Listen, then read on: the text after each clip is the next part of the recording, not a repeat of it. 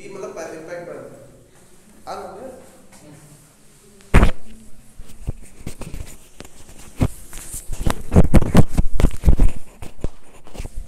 Impact parameter small b full stop.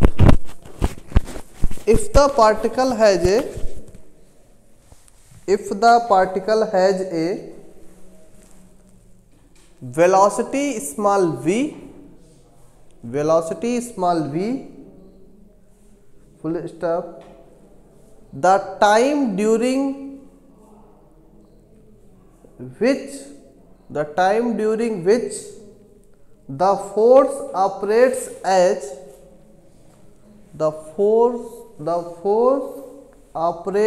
as dash कर देना। तो टाइम बराबर क्या होता है बताओ, डिस्टेंस अपॉन वेलोसिटी। तो स्मॉल टाइम की बात कर रहे हैं तो यहाँ क्या हो जाएगा डेल्टा टी। डिस्टेंस कितना ट्रेवल कर रहा है b, वेलोसिटी कितनी है v, लिख सकते हो कि नहीं। डिस्टेंस d है v है ना, और वेलोसिटी कितनी है v।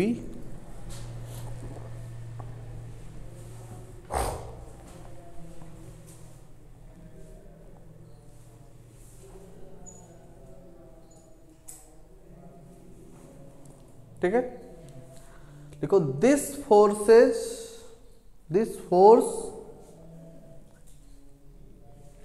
Clearly produces A momentum. This force clearly produces A momentum delta p in a direction perpendicular to the incident direction।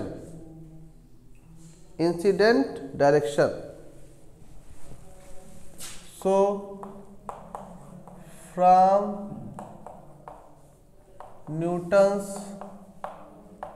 Second law क्या करता, फोर्स और मोमेंटम के बीच में न्यूटन सेकंड ने लॉ दिया था ना, क्या लॉ था,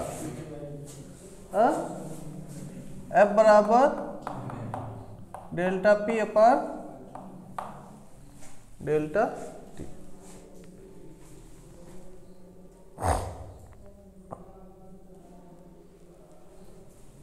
तो यहां से तुमको डेल्टा पी चाहिए, तो डेल्टा पी बराबर क्या हो जाएगा, F डॉट डेल्टा टी। तो F की वैल्यू निकाले हो ना अभी, कितना है 1/4 pi epsilon 0 2e ZE upon कितना है b square into delta T की वैल्यू कितना निकाले हो b बाई b। एक b से b कैंसिल आउट, कितना बचेगा 1/4 pi epsilon 0 2e ZE b into v। Equation number दे दो इसको, कोई दिए हो 2, इक्वेशन नंबर दे दो 3। ये किसकी वैल्यू हो जाएगी डेल्टा p।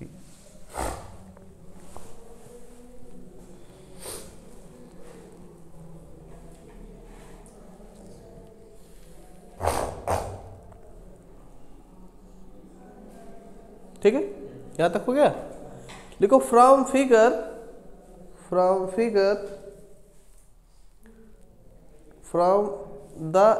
अच्छा फिगर का नाम दिए हो कि नहीं, फिगर के ऐसा करो, पहला वाला जो फिगर बनाया हो उसको फिगर नंबर 1 नाम दे दो, दूसरा वाला जो बनाया उसको फिगर नंबर 2, और इस वाले को फिगर नंबर 3। ठीक है, देखो from the above figure 3 comma the deflection angle theta is given by तो जरा इक्वेशन 3 को ध्यान से देखो, theta is approximately equal to, अगर हम ऐसा कर दे डेल्टा पी अपॉन पी तो ये स्मॉल डिफ्लेक्शन थीटा नहीं निकल जाएगा। ध्यान देना कि अगर थीटा फाइंड आउट करना तो क्या कर दो, डेल्टा पी अपॉन पी कर दो, तो स्मॉल डिफ्लेक्शन थीटा नहीं फाइंड आउट हो जाएगा फिगर से।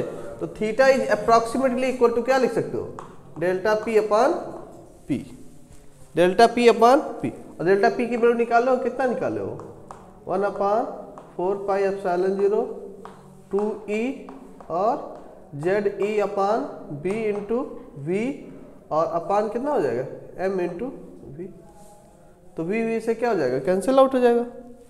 तो बचेगा क्या तुम्हारे पास 1/4πε0 और m कहाँ चला जाएगा, m 2e ZE/b ये ना बचेगा। और ये theta is approximate to delta P upon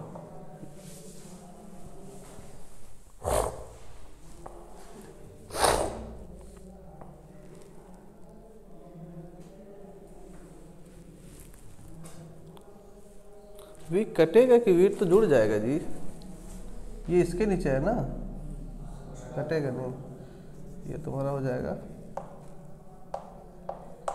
into 1/b।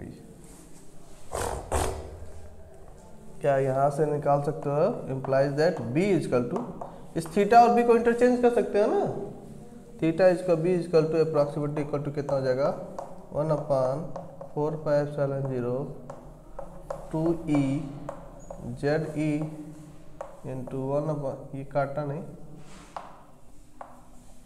mv square into 1/थीटा अप्रॉक्सीमेटली इक्वल टू, देख सकते हो ना, थीटा को इंटरचेंज करते हैं बी से।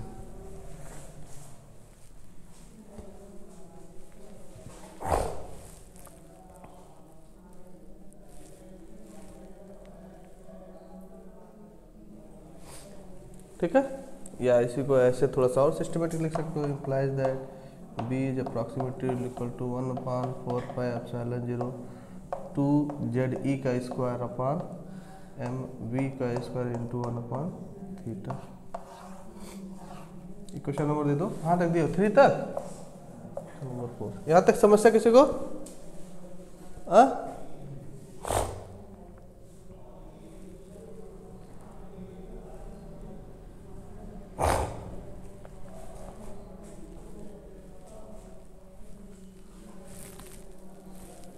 हो गया। लिखो equation 4 gives approximately, equation 4 gives approximately relation between deflection angle and impact parameter। ठीक है, full stop. The maximum deflection observed by Rutherford in this experiment were of order of 1 radian,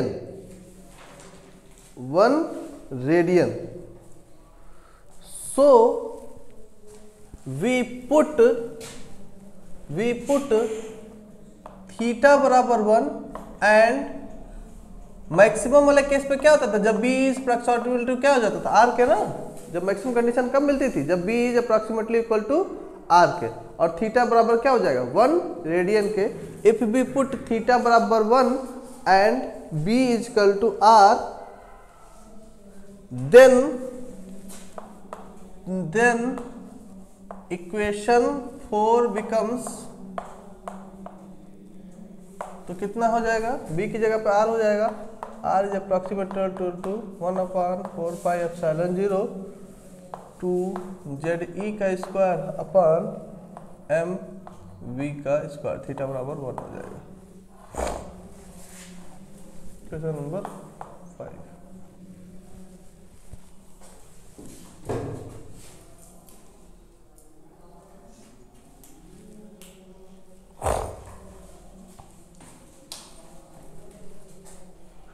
ठीक है, this is the expression for radius of the nucleus, this is the expression for radius of the nucleus. ठीक है, अब सारे जो parameters जब सब दिख रहे हो सारी की वैल्यूज पुट करके उसके बाद कैलकुलेशन करेंगे तो एक्चुअल में हमको रेडियस का क्या साइज है वो फाइंड आउट हो जाएगा। लिखो नाउ पुटिंग, नेक्स्ट लाइन से, now putting the parameters, the value of parameters, now putting the value of parameters through experimental data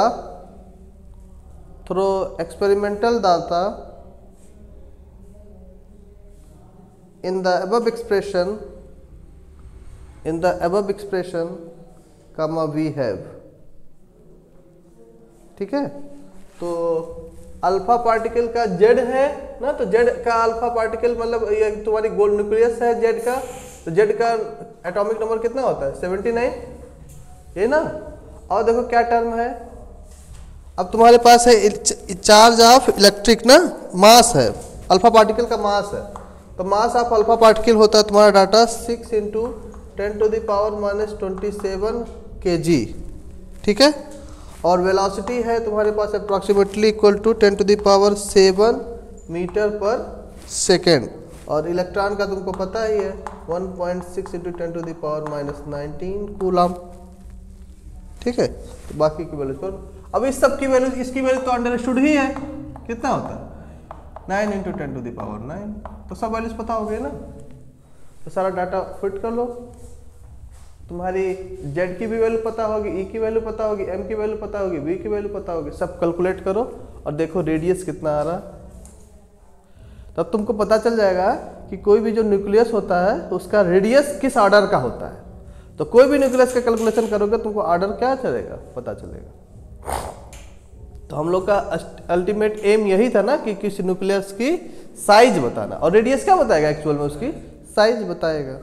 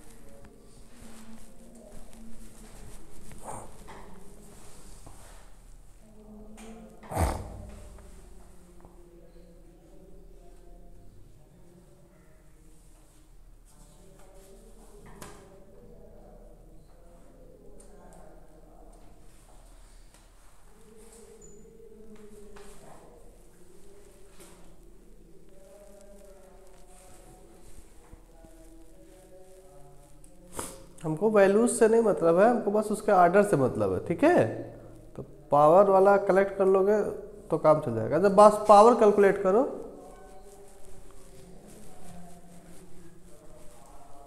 पूरा कैलकुलेट कर लिए कितना है, माइनस पावर में आया है नहीं, और सिस्टम होगा, पूरा कैलकुलेट करो तब पता चलेगा।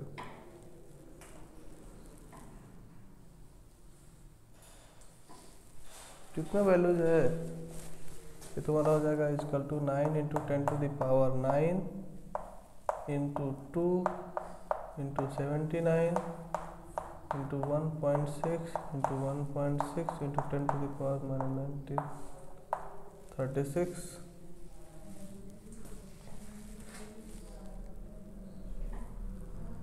8 upon m 6 × 10⁻⁻27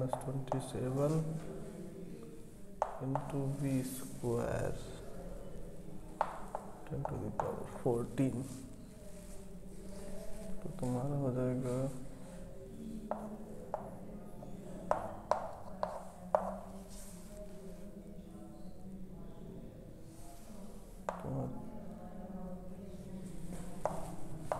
79 into 1.6 into 1.6 into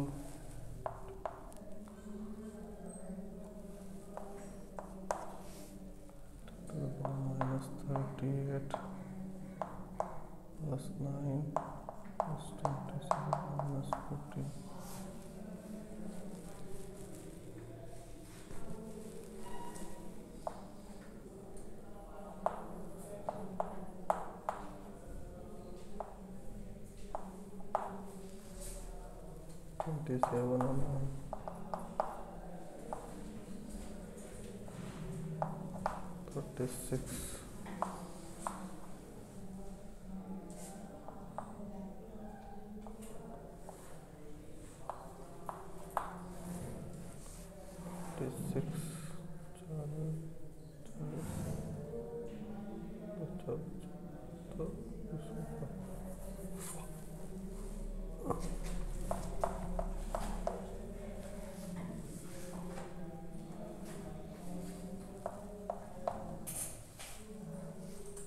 इसको कैलकुलेट करो, इसको मल्टीप्लाई करो, है ना, आ रहा है?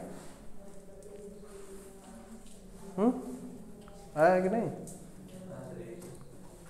ये देखो क्या कि यही ना वैल्यूज है, 9 into 10 to the power 9 into 2 into Z 79 into E मतलब 1.6 इंटू 1.6 इंटू 10 माइनस 19 है, तो ऐड हो जाएगा -38 अपान कितना है यम, तो यम 6 इंटू 10 माइनस 27, वी कितना 10 टू द पावर 7 के कितना जाएगा 14, तो यहाँ से देखो ये कट जाएगा 3 और ये 2 से कैंसिल आउट हो जाएगा। ठीक, बचेगा क्या, देखो अब इसमें नीचे देखो कोई वो नहीं है, बस पावर है, तो यहाँ देखो बचा कितना 3 into 79 into 1.6 into 1.6 into power में चले जाते हैं -38 प्लस 9, ठीक है, और यहाँ माइनस ऊपर जाएगा तो प्लस 27 और ये प्लस ऊपर जाएगा -14, तो इसको सॉल्व करोगे तो आ जाएगा 10 टू द पावर -16। अब इसको बस मल्टीप्लाई कर लो, मल्टीप्लाई करो, देखो कितना आ रहा है 6062 इंटू 10 टू द पावर -16 आया है।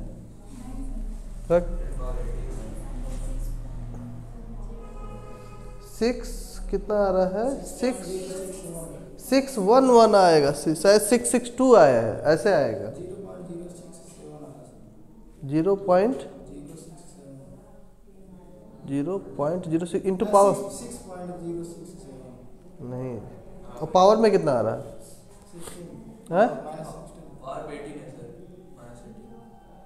गलत आ रहा है, यहाँ तक पावर हमारा सही आया है, इसका अप्रॉक्सीमेट आएगा तुम्हारा जो आ रहा है 611.25 इंटू 10 टू द पावर -16 आ रहा है, या इसी में थोड़ा वेरिएशन हो सकता है कि 6 आ जाए या 6 पर, हाँ अच्छा, तो यहाँ से जब देखो पॉइंट हटेगा तो 10 टू द पावर -14 का ऑर्डर आ जाएगा, तो ये तुम्हारा आ जाएगा approximately equal to 6.11 into 10 to the power minus कितना हो जाएगा 14 मीटर। हमको इससे नहीं मतलब है, हमको बेसिकली किससे मतलब, आर्डर से मतलब है, तो हमारा जो भी रेडियस होगा अप्रॉक्सीमेटली इक्वल टू कितने आ जाएगा 10 टू द पावर -14 मीटर। तो कोई जो भी न्यूक्लियस होता है उस न्यूक्लियस का जो ऑर्डर होता है वो 10 टू द पावर कितना होता है -14 मीटर के अप्रॉक्सीमेट में होता है। इस वैल्यू से देखो हमको बहुत मतलब नहीं है, हमको बेसिकली आर्डर से मतलब है, ठीक है, तो कितना होगा 5, इसको लिख लो 6।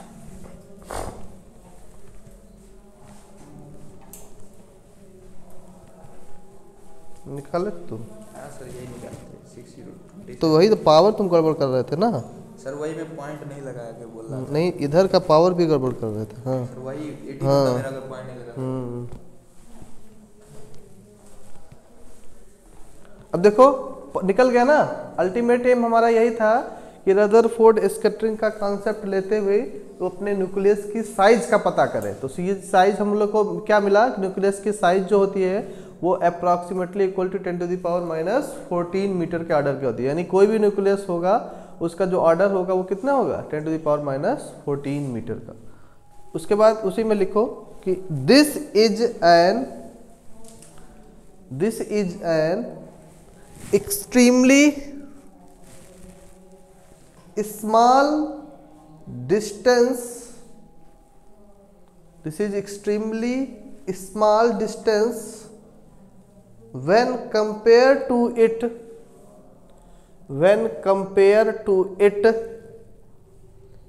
atomic radius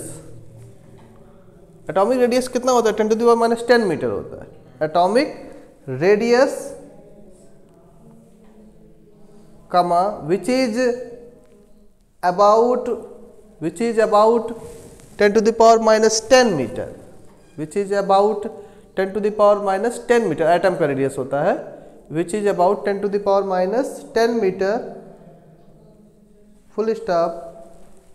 we see that it is similar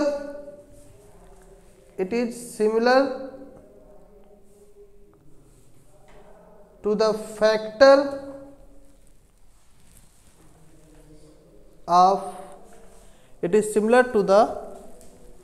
factor of radius of the nucleus।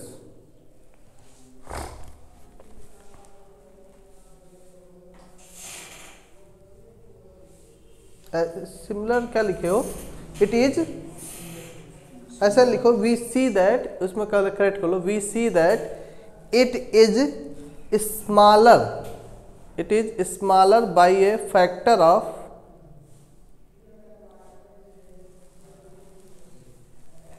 radius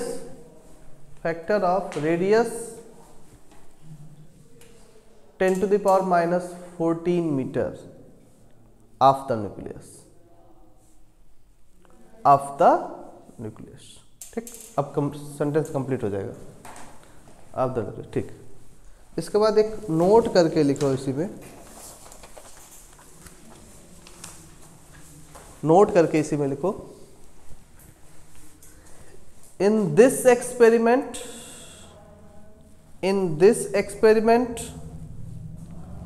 we observed that the distribution of scattering angle leads to the discovery that the radius capital R of the nucleus is proportional to the cube root of the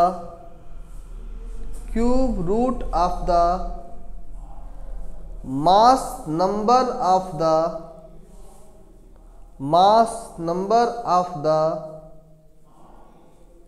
scattering nuclei।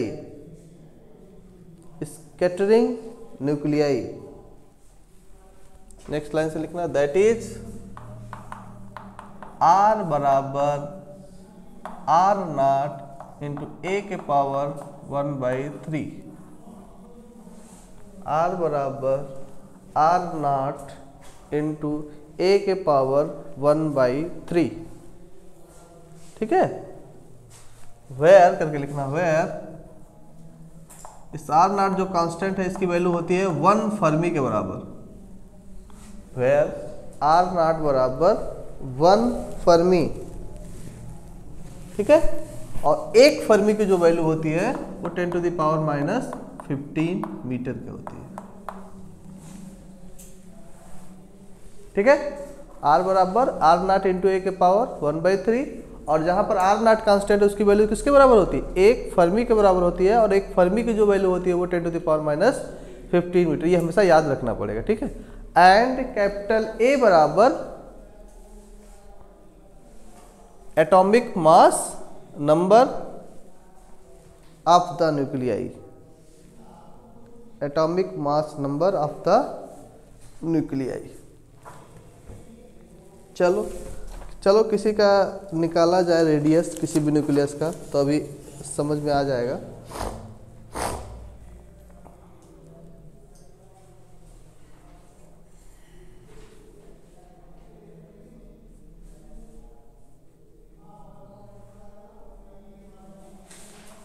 देखो, find the radius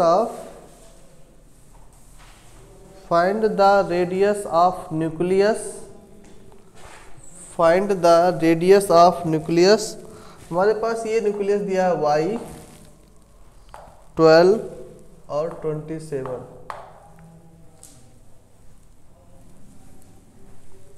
इस nucleus का radius पूछ रहा है, कैसे निकलेगा?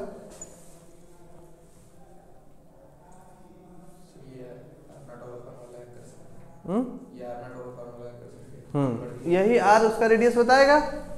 अब इसके निकालने के लिए तुमको क्या क्या चाहिए? कम से कम r नॉट चाहिए और a चाहिए। तो न्यूक्लियस तुमको दिया है, न्यूक्लियस देख के आसानी से a पहचान सकते हो ना। सबसे पहला इसीलिए पहले ही टर्न पे बताया गया था कि न्यूक्लियस देख के पहले 3 चीजें ऑब्जर्व कर लो। क्या क्या? एटॉमिक मास नंबर a कितना दिया है, उसका नंबर ऑफ प्रोटॉन्स या एटॉमिक नंबर कितना दिया है, तो कितना दिया है 12, उसके नंबर ऑफ न्यूट्रॉन्स कितने दिए हैं, तो 27 माइनस 12 कितना हो जाएगा 50। तो तीनों कैलकुलेशन हो जाएगा। अब जो जरूरत पड़ेगी हम लोग यूज करेंगे। अब इसका रेडियस, न्यूक्लियस का रेडियस निकालेगा, क्या फार्मूला पड़ेगा? r बराबर r नॉट इंटू a के पावर 1/3, ये ना पड़े हो। तो यहाँ पर r नॉट की वैल्यू किसके बराबर होती है? 1 फर्मी के बराबर होती है। इंटू a कितना दिया है 27 है, पावर कितना है 1/3 है। एक फर्मी की वैल्यू कितने बराबर होती है 10⁻⁻15 मीटर के बराबर होती है। इंटू 27 के पावर 1/3 क्यूब रूट कितना हो जाएगा 3 होगा ना, 3 हो जाएगा। तो इसका रेडियस कितना आ जाएगा 3 इंटू 10⁻⁻15 मीटर। एक लाइन का आंसर आ गया। समझ गए? यानी कि अब इस स्थिति में हो ना कि अगर कोई भी न्यूक्लियस बस तुम्हारे सामने दिख गया तो उस न्यूक्लियस का साइज बता सकते हो कि नहीं। यानी कि फर्स्ट टर्म पे इस न्यूक्लियर फिजिक्स में हम लोग क्या सीखे कि कोई भी न्यूक्लियस अगर है तो उसका जो साइज है उसका डेरिवेशन पार्ट देखे, और एनी हाउ हमको कोई भी न्यूक्लियस अगर हमारे सामने दिख जाता है तो हम उसका रेडियस बहुत आसानी से क्या कर सकते हैं, फाइंड आउट कर सकते हैं। अब तो सिंपल इस तरह का आएगा रेडियस तो निकाल सकते हो ना, लेकिन चलो एक थोड़ा सा ट्विस्ट करके क्वेश्चन देते हैं। सिंपल वाला तो कोई भी न्यूक्लियस आएगा तो आसानी से निकाल सकते हो। अब थोड़ा सा एक क्वेश्चन ट्विस्ट करते हैं तब उसको लिखो, लेकिन क्वेश्चन ध्यान से करना, फार्मूला यही लगना है, कॉन्सेप्ट यही होना है, बस थोड़ा सा तुमको दिमाग लगाने की जरूरत है। क्वेश्चन लिखो एक, radius of germanium,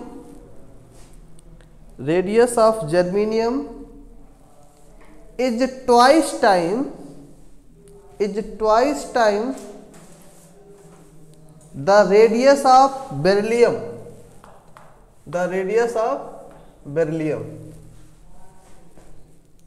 Find a number of nucleons, find the number of nucleons in germanium,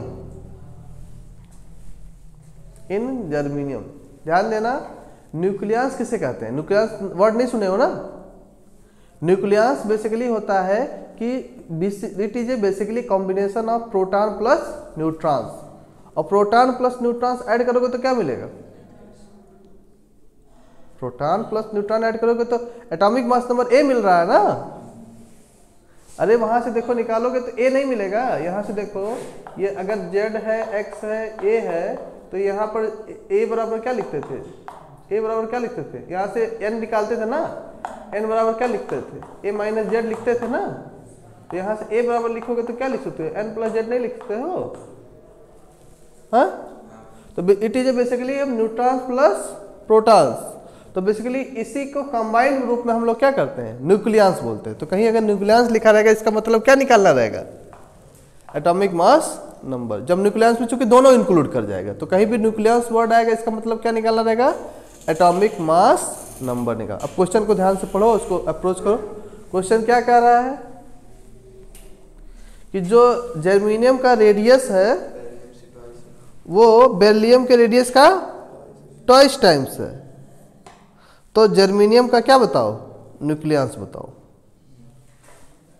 कितना अच्छा क्वेश्चन है। नंबर क्या नंबर?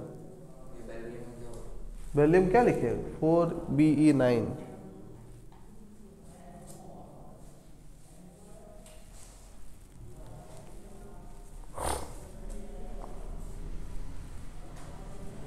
ये थोड़ा पेपर अच्छा लग रहा होगा ना उसका कंपेरिजन। ये बहुत इंटरेस्टिंग पेपर है पूरा। बस ये काम करना कि जितना पढ़ा दिया जा रहा है घर पे जाके इसको अच्छे से एक बार रिवाइज जरूर कर लिया करना। रिवाइज करके कहीं भी कोई क्वेरीज हो तो उसको डिस्कस कर लिया करना। और रेगुलर क्लास में रहिए। इसके बाद सारे चैप्टर इंपॉर्टेंट हैं। न्यूक्लियर फिजिक्स हुआ, पार्टिकल फिजिक्स हुआ,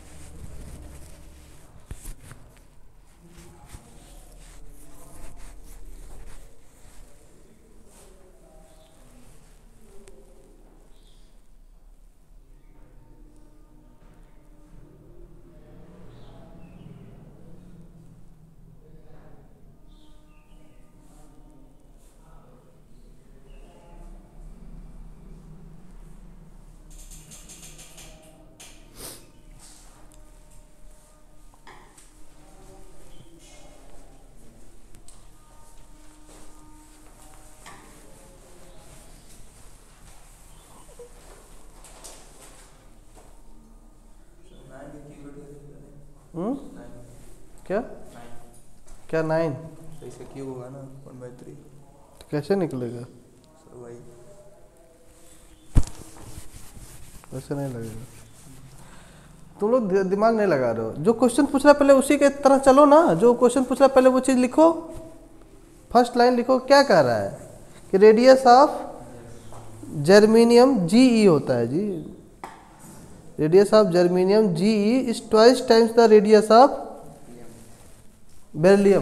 तो क्यों अपना दिमाग लगा रहे हो? जो कह रहा है वही करो। तो क्या कह रहा है कि जो रेडियस है किसका? जर्मेनियम का, वो क्या है? वो बेरिलियम का ट्वाइस टाइम्स है। यही ना? देखो यही कहने का मतलब है ना फर्स्ट लाइन कि जो रेडियस है किसका? जर्मेनियम का, वो क्या है? ट्वाइस टाइम्स किसका है? बेरिलियम का।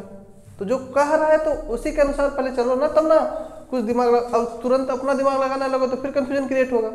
इसलिए क्वेश्चन हमेशा बार बार बोलते हैं ना कि पहले पढ़ा करो, क्या कह रहा है उसी अनुसार चलना है। ये चीज क्लियर हो गया? वही कर रहा है। बेरिलियम का रेडियस निकाल। हाँ, अब देखो रेडियस निकालने की जरूरत नहीं है। अभी देखो क्या है इसका रेडियस फार्मूला, क्या जानते हो? R0 into A germanium power 1/3 लिख सकते हो। यही ना होता है। इसका करोगे तो कितना हो जाएगा? 2R0 A beryllium power 1/3। R0 सबसे क्या हो जाएगा? लगाने की जरूरत ही नहीं है। R0 कैंसिल हो गया तो हमको चाहिए क्या अल्टीमेट? देखो A जर्मेनियम चाहिए ना, तो A जर्मेनियम बराबर कितना हो जाएगा? अब ये देखो पावर हमको 1/3 हटाना, इधर हटाएंगे तो इधर चला जाएगा तो 2 के पावर 3 क्यूब हो जाएगा ना। तो 2 के पावर क्यूब हो जाएगा। ये कितना हो जाएगा? 8। और ये कितना हो जाएगा? A बेरिलियम, इसका भी पावर हट जाएगा सब सिमिलरिटी लाने के लिए। हो जाएगा ना? तब इसका हट जाएगा तब ये देखो कितना हो जाएगा? A जर्मेनियम बराबर कितना हो जाएगा? 8 into A beryllium. A beryllium तो दिया ही हुआ है। A बेरिलियम कितना है? 9 है। तो 9 तो A जर्मेनियम कितना हो जाएगा? 72। कितना कठिन है? कठिन था, बस अप्रोच करने की देरी है कि सबसे पहले हम लोग प्रयास करें जो भी क्वेश्चन पूछ रहा है उसी के अनुसार जो कर रहा है ऐसे कर दो। फार्मूला तुमको पता है, सब कुछ पता है। हम कुछ इधर उधर नहीं गए, कहीं भी कोई भी दिमाग लगाने की कोशिश नहीं किए। बस अब चूंकि हमको रेडियस का फार्मूला पता है और वो जिस तरीके से कह रहा है उसी तरीके से अप्रोच करते हुए चलोगे तब चीज़ें आसान हो जाएंगी, नहीं तो फिर दिक्कत क्रिएट करेगी।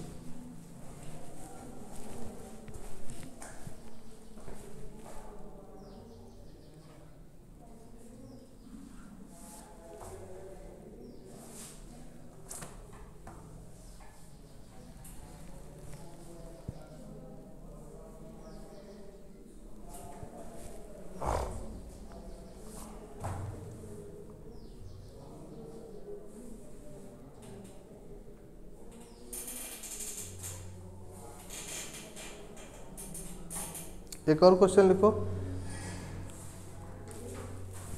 Find out the ratio of sizes of, find out the ratio of sizes of PB 82208 and MG 1226.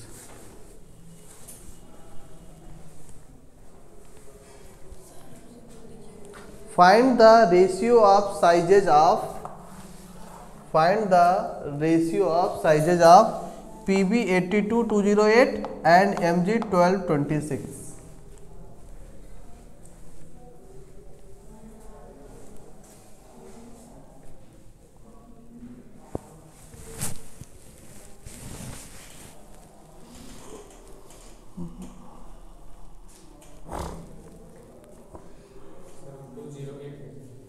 To 208